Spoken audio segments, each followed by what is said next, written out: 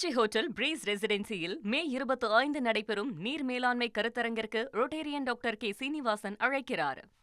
நெல்லை சரகத்தில் 38 காவல் ஆய்வாளர்கள் பணியிட மாற்றம் செய்யப்பட்டிருக்கின்றனர் என்ற முக்கிய செய்தியை நாம் பார்க்கிறோம். கூடுதல் விவரங்களோடு இணைகிறார் எமது செய்தியாளர் ராமசுந்தரம். இந்த பணியிட மாற்ற நடவடிக்கையின் பின்னணி என்ன? விரிவான தகவல்களை பதிவு பண்ணுங்க. தமிழக சட்டமன்ற தேர்தல் நிறைவு பெற்ற நிலையில புதிய ஆட்சி அமைந்திருக்கிறது. இந்த சூழல்ல காவல் உயர் அதிகாரிகள் மற்றும் அந்த உயர் பதவியில் இருக்கக்கூடிய அதிகாரிகள் மாற்றப்பட்டு வந்த நிலையில தற்போது நெல்லை சரகத்திற்கு உட்பட்ட அந்த காவல் ஆய்வாளர்கள் தற்போது மாற்றம் செய்யப்பட்டிருக்கிறார்கள்.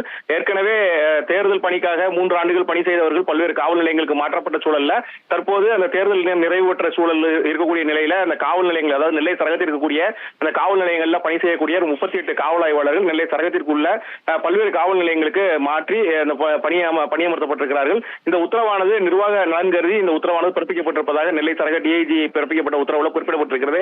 ஏற்கனவே தென்மண்டலத்தில் பணி செய்த 90க்கும் மேற்பட்ட காவலர்கள் தற்போது சரகங்கள் வாரியாக மாற்றி பணியிட மாற்றம் செய்யப்பட்ட சூழல்ல தற்போது சரகத்திற்குள்ள, அதாவது நெல்லை சரகத்திற்குள்ள பணி செய்யக்கூடிய 38 காவல் ஆய்வாளர்கள் மாற்றப்பட்டிருக்கிறார்கள். நிர்வாக நலன் கருதி பிறப்பிக்கப்பட்ட இந்த உத்தரவு உடனடியாக அமலுக்கு வருவதாகவும் அந்த உத்தரவு குறிப்பிடப்பட்டிருக்கிறது.